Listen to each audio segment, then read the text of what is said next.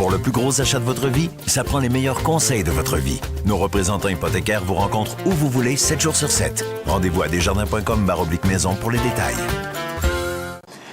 Nous avons le plaisir de recevoir aujourd'hui, on en a parlé beaucoup la semaine passée aux nouvelles sur CEMA TV. Bien là, on l'a vraiment en personne, puis on est bien fiers de l'avoir avec nous. C'est une jeune fille qui est originaire de Cap-Saint-Ignace, Justine Leblanc, qui est duchesse du Carnaval de Québec pour l'édition 2017. La Haute-Saint-Charles. La Haute-Saint-Charles. Ça aurait pu être Lévis, me semble. Bonjour, Justine. Bonjour, ça va bien? Merci. Oui, oui, ça va bien. D'abord, bienvenue chez nous. Merci, ça fait plaisir. Ça fait plaisir de vous accueillir. Oui. Pourquoi la Haute-Saint-Charles? Tout le monde s'est posé la question. Tout le monde se pose la question, effectivement. La Haute-Saint-Charles, en fait, les duchés ont été déterminés par le jury qui a nommé les duchesses. Donc, à partir de ce moment-là, on n'avait aucun contrôle sur le choix du duché. Puis, ils ont assigné un duché à chaque duchesse selon leur ordre de préférence. Mais là, est-ce que... Parce que là, bon, c'est officiel, vous n'avez pas Lévis. Non. Mais vous êtes originaire de la Rive-Sud. Il me semble que ça aurait dû être... naturel? Ça aurait été naturel de me mettre dans le duché de Lévis, effectivement. Quoique le duché de la Haute-Saint-Charles va être un très beau défi en soi. Il y a beaucoup de familles là-bas, donc je vais apprendre à connaître un autre secteur de la région de Québec que je ne connaissais pas. Mais c'est assuré que je vais descendre à Montmagny et que je vais essayer de vendre des bougies aux gens de Montmagny pour m'encourager à peut-être devenir reine. On devrait vous donner un coup de main. J'espère bien. Comptez sur nous, on va être là. D'abord, oui. Justine, c'est quoi l'idée de vous présenter ou d'être candidate comme duchesse? Comment ça se passe? Ça se passe, en fait, il faut avoir le désir d'abord de faire ce défi-là parce qu'on sait que c'est un très gros défi en soi. Et j'ai eu En fait, j'ai envoyé ma candidature, il était minuit moins une. Et je me suis dit, j'embarque dans l'aventure, peu importe où je vais me rendre dans cette aventure-là. Et j'ai passé à travers les différentes entrevues. Il y a eu 3 entrevues au total. Puis, je suis ici présentement comme duchesse. Donc, j'ai rempli tous les critères de sélection pour devenir duchesse et me voilà en train de représenter la capitale nationale et le Carnaval de Québec. Racontez-nous, est-ce que c'est difficile, les entrevues? Bon, on sait qu'ils recherchent les perles rares, oui. Là, vous en êtes une, mais comment ça se passe? Est-ce que les entrevues, c'est difficile? Est-ce qu'on met la lumière, le focus sur la personne? Comment ça se passe, les entrevues? Ils cherchent d'abord et avant tout des personnes dynamiques, des personnes impliquées dans leur milieu et des personnes qui ont envie de se dépasser. Donc, on sait que le rôle de duchesse, ce n'est pas un concours de beauté. Ils ont l'avantage d'avoir des duchesses qui sont quand même relativement jolies cette année, les autres années aussi d'ailleurs, mais c'est... Mais particulièrement cette année. Oui, je vais prendre le compliment. Oui. Mais ils cherchaient aussi des gens qui ont un côté entrepreneurial, donc des femmes d'affaires qui vont être capables d'aller dans leur réseau et déployer une campagne de vente de bougies, justement parce que c'est le nerf de la guerre pour le carnaval, c'est une activité de financement. C'est la principale source de financement, en fait, du carnaval. Donc, vendre des bougies, donc on misait sur des personnes qui ont une personnalité forte et qui sont capables, justement, d'aller dans leur réseau et faire la promotion de la fête et vendre des bougies.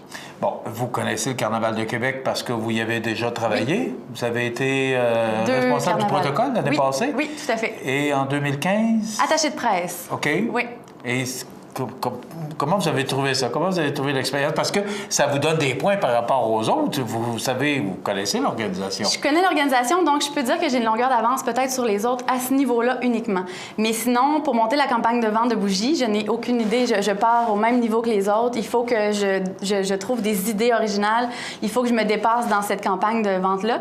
Mais en tant que tel, le processus était complètement avec un jury indépendant, ce qui fait en sorte que j'ai passé les étapes au même niveau, au même titre que les autres duchesses. Et je me suis rendue là parce que, en raison probablement de mes bonnes entrevues, si on veut. Mais ça fait spécial d'être de l'autre côté, de l'envers de la médaille, si on veut, parce que j'ai travaillé à l'arrière-scène.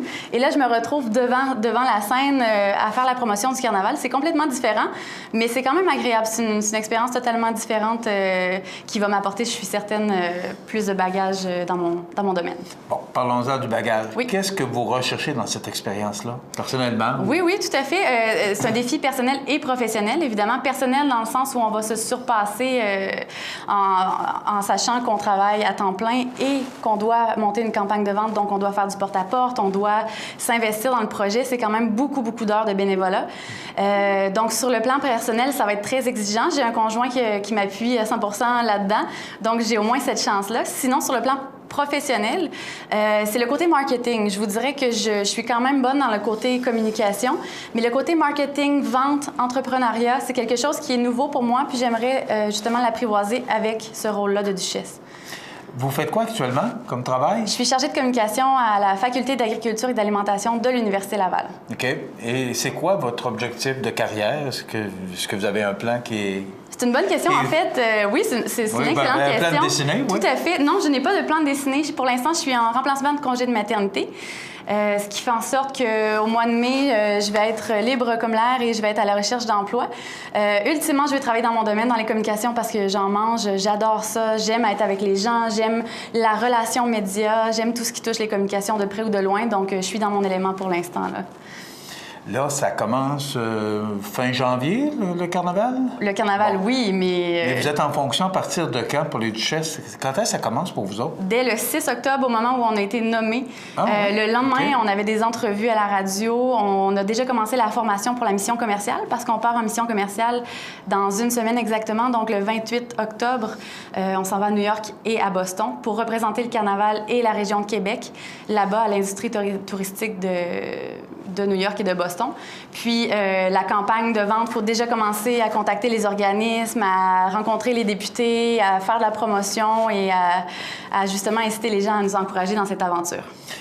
La vente de la bougie, parce que c'est ce qui peut vous amener à être... D'abord, vous rêvez sûrement d'être reine du Carnaval de Québec. On rêve tous de devenir reine. Quand on est rendu là, ben là, c'est... Oui, ultimement, c'est sûr que c'est le but ultime. Oui. Mais l'expérience en soi est tellement enrichissante que devenir reine, ce serait simplement un petit plus qui serait très apprécié. Mais pour ça, il faut vendre des bougies. Et oui. Est-ce que vous avez un plan de fait? Est-ce que vous avez... vous travaillez, vous voir comment vous allez vous y prendre, établir des stratégies? D'abord, moi, la question que je vous pose, on connaît un peu moins le fonctionnement du Carnaval de Québec. C'est vrai. C'est un petit peu plus loin de nous. Oui. Mais vous avez le droit de vendre des bougies ici à Montmagny, à la Pocatière, ou peu importe. Tout à fait. Vous n'avez pas vraiment de territoire assigné ou... On a un territoire assigné à partir de la vente officielle de la bougie qui est du 13 au 22 janvier. Durant cette semaine-là, c'est vraiment dans nos duchés, dans nos secteurs respectifs qui nous ont été attribués, qu'on doit vendre le plus de bougies possible avec des organismes de la région.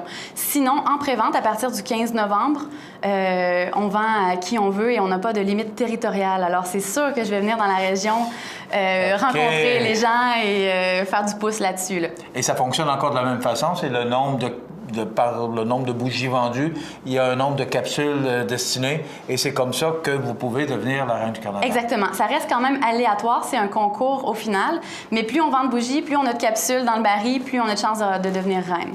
Est-ce que vous connaissez les autres duchesses? Est-ce que ce sont des personnes que vous connaissez ou que vous vous êtes rencontrés tout le monde? Personne ne connaissait personne?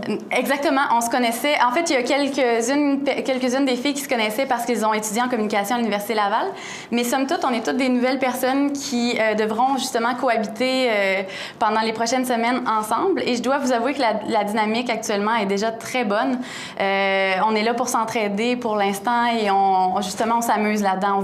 On voit davantage ça comme une expérience enrichissante tant sur le plan personnel que professionnel. Mais c'est sûr qu'au final, la compétition, inconsciemment, va embarquer dans les stratégies de vente, ça c'est certain. Je ne peux pas m'empêcher de vous poser la question. On a été plusieurs années sans duchesse. Oui. Est-ce que vous croyez que les duchesses, la reine, ont vraiment leur place au Carnaval de Québec? Je crois que oui, parce que le rôle a été redéfini au cours des dernières années. Auparavant, quand on remonte dans les années 60, c'était davantage un concours de beauté. Donc, les filles étaient sélectionnées selon certains critères très spécifiques de leur apparence. Et lorsqu'ils ont ramené les duchesses en 2014, le désir du carnaval de ramener les duchesses était de montrer les femmes d'affaires d'aujourd'hui, de montrer que les femmes peuvent s'engager dans leur communauté et ce, justement, sans nécessairement avoir le critère de beauté qu'on pense trop souvent qui qui est un prérequis pour être duchesse, ce n'est plus le cas. Donc, de ramener les duchesses, c'était justement de faire rayonner la fête avec des femmes qui ont une tête, des femmes qui ont un grand cœur et qui sont impliquées dans leur communauté, et justement d'aider pour le financement avec la vente de la bougie. Ben moi, je vais vous dire que je suis content de revoir les duchesses. Il me semble que quand le bonhomme sans les duchesses, il y a toujours manquait manqué de quoi. quelque chose, Et oui. moi, de revoir maintenant des duchesses autour du bonhomme, me semble que ça donne une belle image au Exactement, Carnaval de oui, Québec. tout à fait. Vous êtes originaire de Cap-Saint-Ignace. Oui, tout à fait. Venez-vous souvent dans le coin? Vos parents demeurent encore dans la région? Oui, mes parents et mon frère, que je salue d'ailleurs, ils sont dans la région et demeurent à Cap-Saint-Ignace, et je descends très fréquemment. J'ai demeuré à Gatineau pendant 4 ans et demi et je descendais régulièrement parce que c'est mon coin de pays, je suis fière. J'aime redescendre justement, venir ici, les couleurs d'automne, l'oie blanche, le festival de l'accordéon. La région regorge d'activités et je ne peux pas m'empêcher de revenir dans mes pantoufles, si on veut. Justine Leblanc, un nom à retenir, surtout un visage à retenir parce qu'on va en entendre parler beaucoup au cours des prochaines semaines. Écoutez, vous avez une carte chouchou ici. Oui, alors, on va vous donner un coup de main. Merci. Moi, j'aimerais bien sûr que ça soit la reine vienne de notre coin. Fait que nous, on va s'impliquer. On croise les doigts. Oui, on va s'impliquer avec vous pour vous donner un coup de main, si vous voulez bien, naturellement. Assurément. Et si on peut vous aider, on va le faire avec plaisir parce que ce serait le fun que ce soit quelqu'un de chez nous qui puisse être notre prochaine reine, mais malgré ça, que vous soyez notre duchesse, on est bien fiers de ça. Bien, merci. Puis merci d'être venu nous voir. Ça me fait plaisir. Et on va vous souhaiter toute la chance et une belle expérience. Merci infiniment. Merci. Très gentil. Voilà, c'est Justine Leblanc qui est avec nous, qui est duchesse de la Haute-Saint-Charles. C'est le coin Val-Bélair, Valcartier. Exactement. Alors, oui. Parce que la Haute-Saint-Charles, on connaît moins pour les gens qui sont de l'extérieur.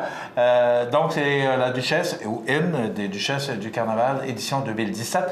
Mais ça se peut bien qu'on la revoie sur nos ondes prochainement. Merci. Merci. On s'arrête.